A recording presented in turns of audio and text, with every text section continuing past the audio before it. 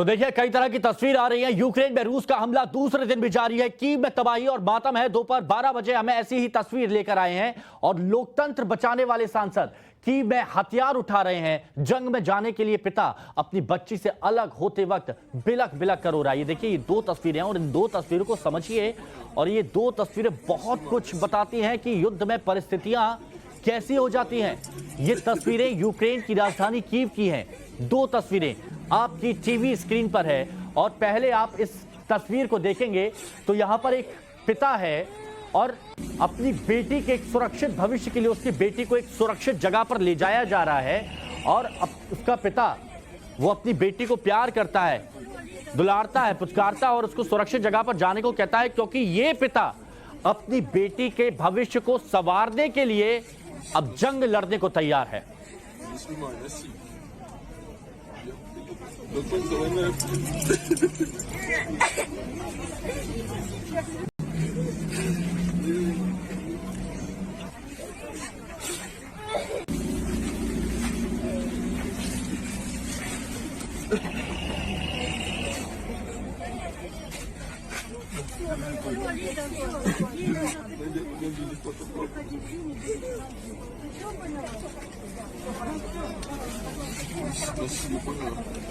देखिए ये जो तस्वीर है इसको समझने की कोशिश करिए। एक बेटी है जो अपने पिता को दूर जाने से रो रही है।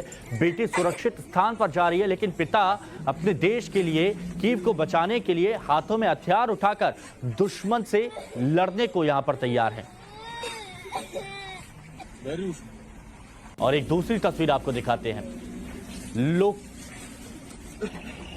बिल्कुल यूक्रेन में 18 से 60 साल के जो लोग हैं वो देश छोड़कर नहीं जा सकते हैं, इसीलिए अपनी बेटी को एक सुरक्षित स्थान पर यह पिता पहुंचा रहा है और खुद अपने हाथों में हथियार लेकर अपने देश की हिफाजत करने के लिए, दुश्मनों से लड़ने के लिए जा रहा है। और उस वक्त आप महसूस कीजिए एक बेटी से बिछड़ने का दर्द क्या होगा।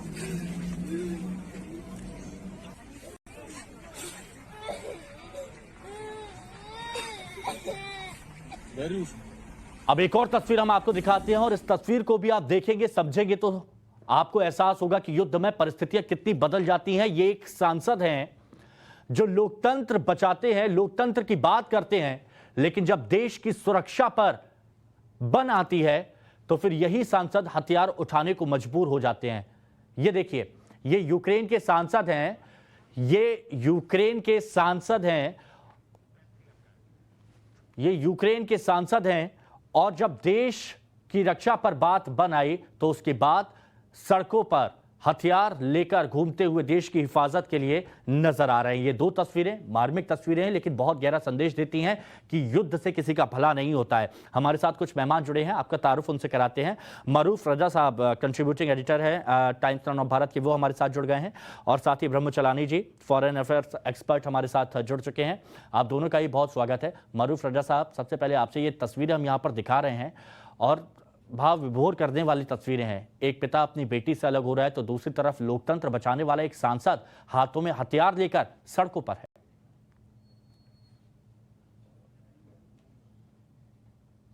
हालांकि यूक्रेन की सरकार ने पिछले महीने या उससे ज्यादा से पहले लोगों को अलर्ट कर रखा था कि अगर ऐसी हालत आए तो जितने भी उनके मर्द हैं 18 से 60 साल की उम्र तक, उन्हें हथियार दिया जाएगा और को यूक्रेन के लिए लड़ना पड़ेगा। लेकिन एक ट्रेंड सेना और जो हथियार दिए हुए लोग हैं उनमें बहुत फर्क होता है। और रशिया ये कई महीनों से या कई सालों से इसके बारे में सोचता आया है, तो उन्होंने ऐसा मौका ढूंढ के निकाला है कि सारी हालातें अभी रशिया की हित में हैं। आगे जाके क्या होगा वो देखना आएगा, क्योंकि जितने देश जो ऐलान यूक्रेन को मदद करने के लिए, आप डॉलर और पाउंड नहीं कर सकते जी। लड़ने के लिए आपको जो है ट्रेंड सैनिकों को जमीन पर उतारना पड़ेगा। और जब रशिया डोनबास के इलाके में घुस आया था, जो यूक्रेन का एक क्षेत्र है जहां पे लड़ाई चल रही है कई सालों से, तब इनको तमाम जो कदम उठा लेने चाहिए थे, जो अब ये करने की कोशिश कर रहे हैं रशिया को रोकने के लिए। और रक्षा की जिस किस्म से सेना घुसाई है उन्होंने अंदर, अब मेरे ख्याल से वो साहब पुतिन साहब के हुक्म पर ही रुकेंगे। ये जितना कुछ जो है लोग हथियार वगैरह उठा के करेंगे, इसका आगे जाके इस पे असर पड़ सकता है। जी, ब्रह्मचलानी जी भी हमारे साथ में हैं, उनसे भी मैं जरा बात कर लेता हूं। ब्रह्मचलानी जी, ये तस्वीरें यहां पर बता रही हैं कि युद्ध में हम क्या कुछ खोते हैं, युद्ध में परिस्थितियां कितनी बदल जाती हैं, और एक पिता अपनी बेटी से दूर होता है, वो भी उसके सुरक्षित भविष्य के लिए खुद की जान खतरे में डालता है, तो एक लोकतंत्र बचाने वाला सांसद आज हथियार लेकर सड़कों पर है, वो सिर्फ इसीलिए क्योंकि युद्ध का माहौल है। लोकतंत्र को बचाने का जो आप बात कर रहे हैं, सच्चाई ये है कि यूक्रेन में कोई डेमोक्रेसी नहीं है। यूक्रेन डेमोक्रेसी तो बिल्कुल ही नहीं है, एक ऑटोक्रेसी है। वहां के जो राष्ट्रपति हैं एक कॉमेडियन थे पहले, और बिना कोई पॉलिटिकल एक्सपीरियंस से वो प्रेसिडेंट बन गए एकदम। वो बहुत ही अथॉरिटेरियन हैं। उनके जो अपोनेंट्स हैं, पॉलिटिकल अपोनेंट्स, उनको उन्होंने जेल में डाल दिया। जो रेडियो स्टेशंस और टीवी स्टेशंस जो उनको क्रिटिसाइज करती हैं, उनको बंद कर लेता है प्रेसिडेंट। तो ये डेमोक्रेसी का खेल एक प्रोपेगेंडा है। तो ये आप जो पिक्चर दिखा रहे हैं ना, ये सिर्फ प्रोपेगेंडा के लिए ठीक है, मगर असलियत के लिए ये ठीक नहीं है। असलियत ये है कि इस समय जो रशिया का इन्वेजन है वो 3 तरफ से काफी एडवांस हो रहा है जी। तो जो सरकार है कीव में, जो कैपिटल है यूक्रेन का, वो सरकार भाग रही है। अधिक लोग भाग रहे हैं, कीव से जा रहे हैं गांवों में, या जो आसपास के देश हैं जैसे हंगरी या स्लोवाकिया है, मोल्डोवा है, इस तरह के देशों में कुछ लोग जो अपनी जान को बचाने के लिए भाग रहे हैं। और एक और बात इम्पोर्टेंट ये है कि जो आप तस्वीरें दिखा रहे हैं डिस्ट्रक्शन की, लड़ाई में तो डिस्ट्रक्शन बहुत ही होता है, मगर जो यूक्रेन का प्रेसिडेंट है जी, उसका नाम है ज़ेलेंस्की, उन्होंने आज सुबह को एक भाषण देके या स्टेटमेंट दिया, वीडियो स्टेटमेंट, उसमें उन्होंने कहा कि अब तक 137 यूक्रेनियन मारे गए हैं। इसमें बहुत सिविलियंस और मिलिट्री के लोग दोनों का फिगर है ये। तो अब तक जो लोग मरे हैं उनकी संख्या बहुत ही कम है, क्योंकि युद्ध में तो नॉर्मली बहुत लोग मर जाते हैं पहले दिन के अंदर। जब अमेरिका ने इराक में हमला किया, इन्वेड किया, या सीरिया में या लिबिया में, जैसे लिबिया में वो उन्होंने एयर बॉम्बिंग कैंपेन की, गद्दाफी को हटाया उन्होंने, फिर और एक ही दिन के अंदर हजारों लोग मारे गए या घायल हुए। तो अब जो कुछ सिचुएशन दिखाई दे रही है यूक्रेन में, वो ये है कि 3 तरफ से रूस की सेना एडवांस हो रही है। और बिल्कुल इसीलिए ज़ेलेंस्की जो राष्ट्रपति हैं उनकी तरफ से बीच बीच में बयान भी आ रहे हैं। सर, कुछ तस्वीरें भी यहाँ पर हम लगातार दर्शकों को दिखा रहे हैं कि सड़कों पर इस वक्त धुआं ही धुआं दिख रहा है। आप देखेंगे एक रिहायशी इमारत थी, उस रिहायशी इमारत पर बमबारी की जाती है। वो रिहायशी इमारत अब जर्जर हो चुकी है। ये आपके सामने वो तस्वीरें हैं, ये यूक्रेन की राजधानी कीव की तस्वीरें हैं, जहां पर कई लोग रहा करते थे, लेकिन आज आप देखेंगे खंडहर में ये पूरी तरह से तब्दील हो चुकी है। एक बार फिर से वो तस्वीर हम यहाँ पर आपको दिखा रहे हैं, वो आप देख सकते हैं, जिसमें एक पिता अपनी बेटी से विदा लेते हुए उसकी आंखों में आंसू आ जाते हैं, उसका गला भर आता है। बेटी भी रोती है कि उसके पिता उसके साथ क्यों नहीं जा रहे हैं, क्योंकि सभी लोग सुरक्षित एक जगह पर जा रहे हैं। लेकिन जैसा यूक्रेन में कहा गया है कि 20 से 60 साल तक के जो लोग हैं वो शहर नहीं छोड़ सकते, वो देश के साथ में मौजूद रहेंगे, हाथों में हथियार उठा के दुश्मन का सामना यहां पर करेंगे।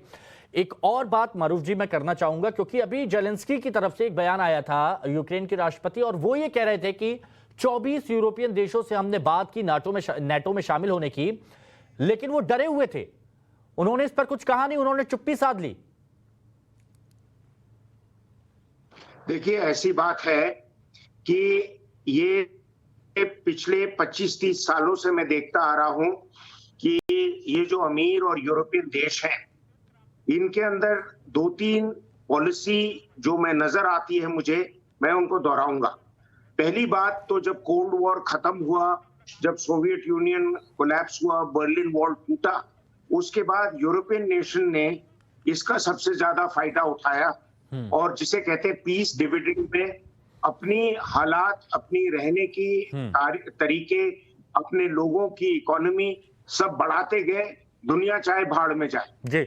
दूसरी बात ये है कि ये वे ऐसे लोग हैं जो वो लड़ाई लड़ना चाहते हैं जहां पे डंका वो ज्यादा बजाए और लड़ाई कम लड़े, यानी कि विनेबल वॉर्स, जाके दिखाना चाहते हैं कि हम जीत के आए हैं आसमान से बमबारी करके, और वैसे लोगों को मारना चाहते हैं, चाहे अफगानिस्तान में, चाहे इराक में, चाहे सीरिया में, जहां पे उनको जाके मुठभेड़ की लड़ाई न लड़ने पड़ी।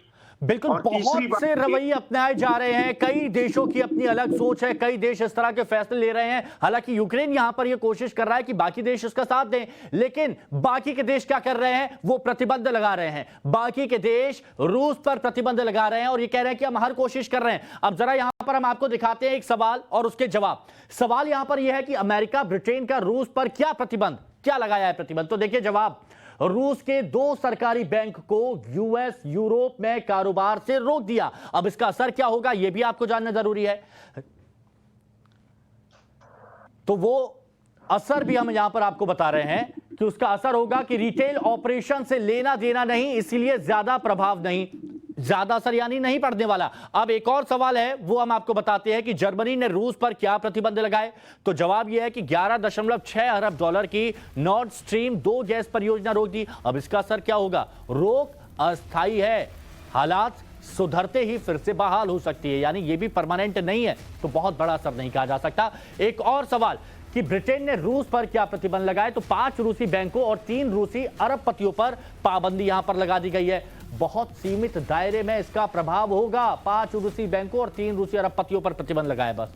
जापान ने क्या किया, जापान ने रूसी बॉन्ड पर रोक लगा दी, कुछ लोगों की देश में एंट्री बैन कर दी। इसका भी बहुत ज्यादा प्रभाव नहीं पड़ने वाला है जो जापान ने किया है, रूसी बॉन्ड पर रोक लगा के और कई लोगों पर प्रतिबंध लगा के। तो अलग अलग जगह से ये हो रहा है। अब यूरोप ने रूस पर क्या प्रतिबंध लगाया, 351 नेता, रक्षा और बैंकिंग सेक्टर के 27 रूसी अफसरों पर प्रतिबंध लगा दिया। इसका भी बहुत बड़ा, बहुत ज्यादा प्रभाव नहीं पड़ने वाला है, ये साफ तौर पर नजर आ रहा है। ब्रह्मचेलानी जी, दर्शकों को हमने बताया कि आखिर इसका कितना असर पड़ेगा जो बाकी के देशों ने रूस पर प्रतिबंध लगाया है। मैं आपसे जानना चाहता हूं, आपका क्या कहता है एक्सपीरियंस। जो सैंक्शंस लगाए हैं रूस पर, उस पर रूस के इकोनॉमी पर काफ़ी असर पड़ेगा, इसके बारे में कोई डाउट नहीं है। मगर इसका फ़ायदा किसको होगा जी, ये बड़ी इंपॉर्टेंट बात है। इसका फ़ायदा सिर्फ एक देश को होगा, वो है चीन। जैसे ये जो फाइनेंशियल सैंक्शंस लगाए हैं, इसके बजाय चीन रशिया का बैंकर बन जाएगा जी, और ना केवल रूस का बैंकर बनेगा, हाँ। चीन वो काफ़ी बड़े प्रॉफिट्स कमाएगा अब रूस में। और जो रूस का जो एनर्जी और ऑयल रिजर्व्स हैं, हाँ, वो चीन के लिए अब ज़्यादा क्वांटिटीज में अवेलेबल होंगे। ये चीन के लिए बहुत ही अच्छी खबर है कि अमेरिका ने और वेस्टर्न देशों ने सैंक्शंस लगाए हैं, क्योंकि इसका सारा फायदा चीन ही उठाएगा। इससे चीन का जो इकोनॉमिक पावर है और मिलिट्री पावर वो बढ़ेगा और उसका डायरेक्ट इम्पैक्ट भारत पर पड़ेगा। तो आपने देखा है कि जब से भारत को आज़ादी मिली है जी, तब से अमेरिकन पॉलिसी के बजाय भारत की सुरक्षा पर नेगेटिव इम्पैक्ट्स पड़ते जा रहे हैं। 1950s से और 1950s में अमेरिका ने पाकिस्तान को एक फ्रंट लाइन अलाई बनाया और अमेरिका के मिलिट्री अलायंस में एक सदस्य बनाया, जैसे सियाटो और सेंटो। उससे क्या हुआ कि एक पाकिस्तान हॉस्टाइल दुश्मन भारत के बॉर्डर्स पर खड़ा हो गया। अब उसी तरह से यूक्रेन को रूस का पाकिस्तान बनाने की कोशिश की अमेरिका ने, उसके बजाय ये रूस का आक्रमण हुआ है, क्योंकि पुतिन ने पिछले 4 महीनों से कोशिश की अमेरिका से एक सिक्योरिटी गारंटी लेने की, हाँ। कि आप यूक्रेन को अपना फ्रंट लाइन लॉन्च पैड नहीं बनाएंगे रूस के खिलाफ। तो और उन्होंने चेतावनी भी दी कि अगर इस तरह का हमें सिक्योरिटी गारंटी नहीं मिलेगा तो कॉन्फ्लिक्ट इनएविटेबल है। तो बाइडेन सरकार के तरफ से इस तरह का सिक्योरिटी गारंटी नहीं आया, उसके बजाय रूस का ये इन्वेजन हुआ है। रूस नहीं चाहता कि कोई पाकिस्तान बने उसके बॉर्डर्स पर, तो उसको रोकने के लिए